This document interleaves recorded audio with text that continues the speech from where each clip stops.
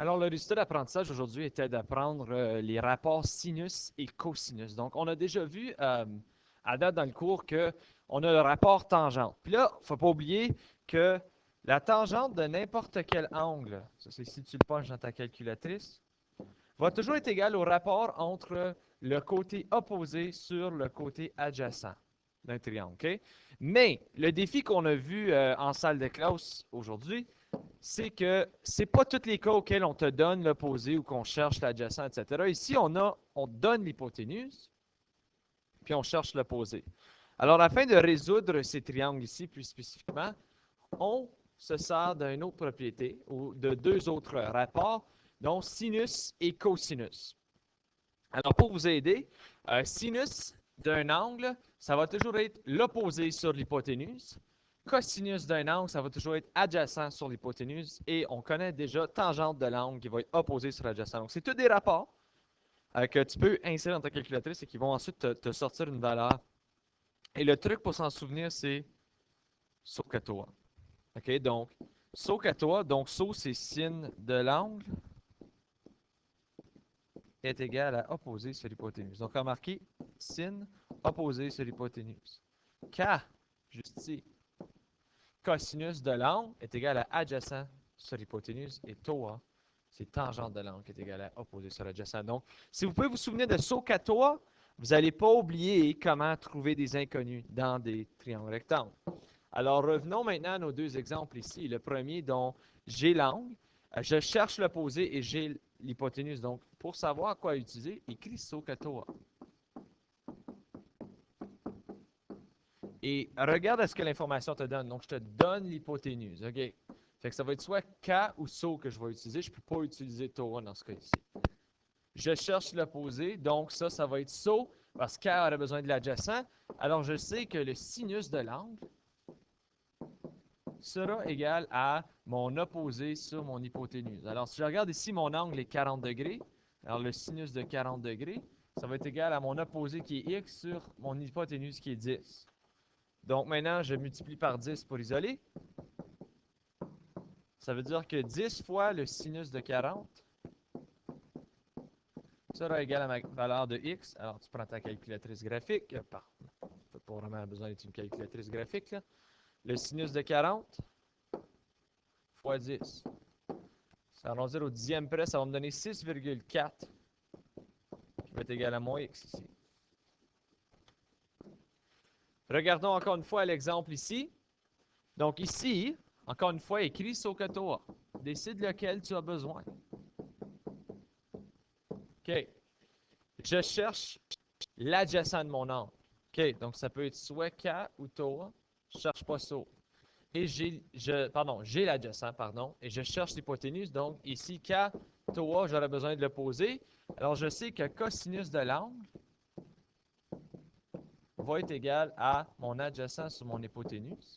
Je lisse l'information. Mon angle est 67 degrés.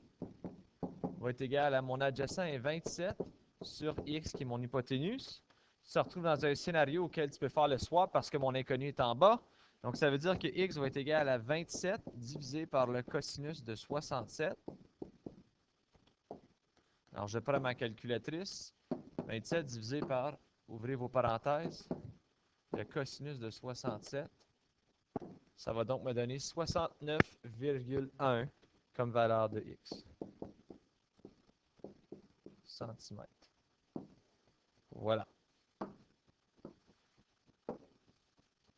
J'ai deux autres exemples ici. On peut peut-être prendre un exemple. On va prendre un autre exemple comme ceci. Ensuite, on va faire celui de l'angle.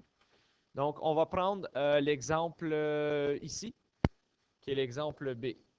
Donc, encore une fois, je sais que c'est soit SO, c'est soit K ou c'est soit TOA. Alors, je regarde, OK, j'ai l'opposé de données. Donc, ça peut être TO ou SO, ça ne peut pas être K. Et je cherche l'hypoténuse, donc ça doit être SO, ça ne peut pas être TOA. Ce qui veut dire que le sinus de l'angle va être égal à l'opposé sur l'hypoténuse. Je mets l'information, le sinus de 40 va être égal à mon opposé qui est 18 sur mon hypoténuse qui est x. Je peux faire un swap. Ce qui veut dire que x va être égal à 18 sur le sinus de 40. Prends ta calculatrice. 18 divisé par, ouvre ta parenthèse, le sinus de 40. Ça va me donner 28.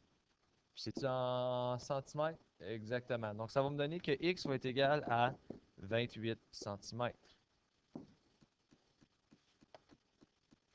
Maintenant, on se retrouve avec un exemple auquel l'angle est l'inconnu. OK? Donc, c'est un peu similaire à ce qu'on a vu avec tangente, mais on va encore une fois lister l'information parce que tu dois quand même découvrir avec lequel est-ce que tu travailles. Donc, lequel tu as besoin. Si je regarde, j'ai l'hypoténuse et l'opposé, donc je sais que c'est ça que je vais utiliser. Ce qui veut dire que le sinus de mon angle va être égal à l'opposé sur l'hypoténuse. Alors, je sais que le sinus de x va être égal à l'opposé qui est 35 divisé par 45. Maintenant, on a découvert aussi qu'on doit isoler mon x. Pour isoler mon x, on doit se débarrasser du sin, puis on a dit que sin, tu ne peux pas diviser par sin. Ce n'est pas une multiplication, c'est une fonction. Donc, la fonction inverse de sin, c'est sin à la moins 1 de tout ceci. Ça l'annule ton sin, il te reste juste x. Mais si je le fais d'un côté, je dois le faire de l'autre côté aussi. Donc, je vais faire sin à la moins 1 de tout ceci, ce qui veut dire que x est égal à sin à la moins 1 de 35 divisé par 45. Donc, x va être égal à, alors tu prends ta calculatrice, tu fais 35 divisé par 45, tu fais le sin à la moins 1 de ceci. Ça va me donner, oh, il y a une erreur ici, 35 divisé par 45. Ah, voilà. Ça va me donner 0,778, on est en degrés. Puis là, je vais faire le sin à la moins 1 de ça. Ça va me donner 51,05 ou au dixième près 51,1 degrés comme réponse pour mon x ici. Et en dernier, on avait un exemple ici d'une tour d'observation de 100 mètres. En regardant dans une même direction, un garde forestier aperçoit deux feux. Okay, donc, vous avez feu numéro 1, feu numéro 2. OK. Bon, et des effets sonores qui ont fait glisser le micro. Il y a un angle de dépression de 2 degrés vers le feu le plus éloigné. Dépression veut dire à partir d'ici, donc j'ai 2 degrés ici. Et il y a un angle de dépression de 3 degrés vers celui le moins éloigné. Fait qu'à partir d'ici, il y a 3 degrés. En tout, on veut savoir la distance entre les deux feux. Fait que pour savoir la distance entre les deux feux, il faut que tu saches vraiment c'est quoi l'angle ici du petit triangle bleu et l'angle ici. On va aller avec le triangle noir. Fait que ça, c'est le gros triangle, rectangle ici. Pour savoir c'est quoi le triangle bleu, tu sais qu'il y a 3 degrés à partir de l'horizontale pour le triangle bleu. Ce qui veut dire, pardon, à partir de l'horizon, mais d'un angle de dépression. Ce qui veut dire, pour savoir qu'est-ce qu'il y a ici, c'est 90 degrés moins 3 degrés, ce qui va me donner 87 degrés. OK? Je sais que la tour est 100 mètres de haut. Alors, je suis capable de trouver ceci. On va l'appeler x. Ça, c'est mon inconnu. Donc, j'ai un opposé x et j'ai un adjacent 100. Ce qui veut dire que je deal avec, si je regarde SOHCAHTOA,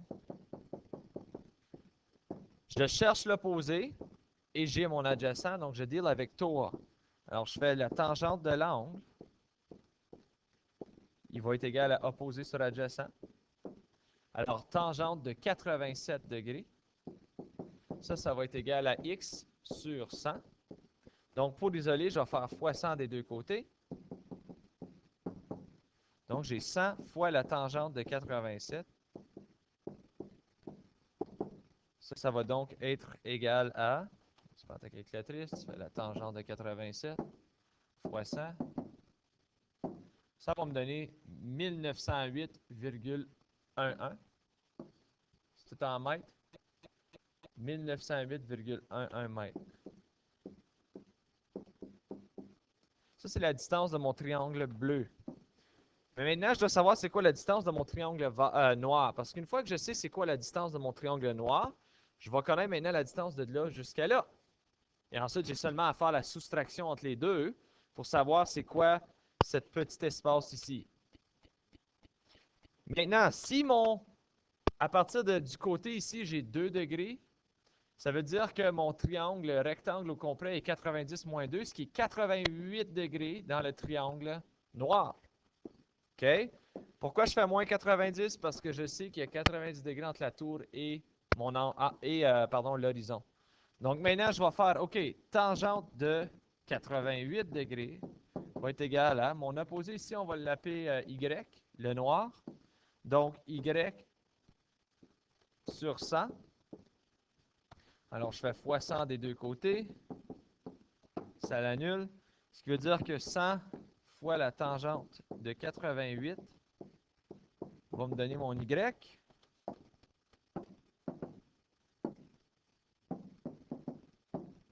Donc, c'est 2863,63 mètres qui est égal à mon Y. Alors maintenant, pour savoir c'est quoi ma patch de verre, c'est la soustraction entre les deux triangles. Donc ça, je sais que ça, c'est la distance entre ma tour et le deuxième feu, entre ma tour et le premier feu. Donc, je vais faire la soustraction entre les deux. Ça va me donner 2863,63 moins 1908,11.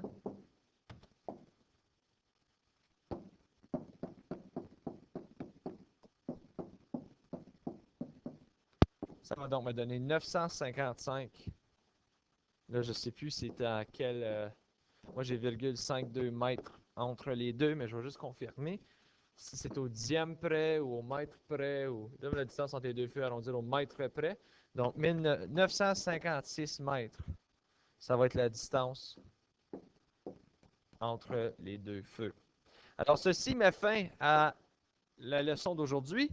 Si jamais vous avez des questions, n'hésitez pas à m'envoyer un message sur Edmodo.